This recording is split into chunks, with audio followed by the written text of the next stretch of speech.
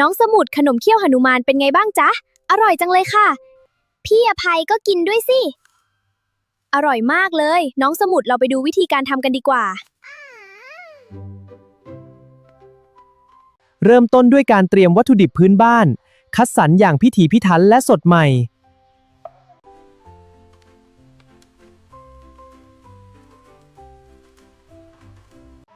หลังการนวดแป้งเสร็จแล้วปั้นเป็นรูปทรงเอกลักษณ์ของขนมเขี้ยวนุมานใช้ทั้งฝีมือและความประณีตค่ะ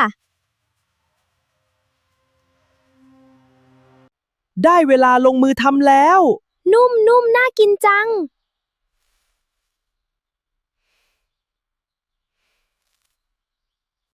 ขนมพื้นบ้านชิ้นเล็กๆที่เต็มไปด้วยเรื่องราวและความอบอุ่นของชุมชนต้องขนมเขี้ยวหนุมานบ้านมาบเหล่าชะโอนติดใจแน่นอนค่ะบ๊ายบาย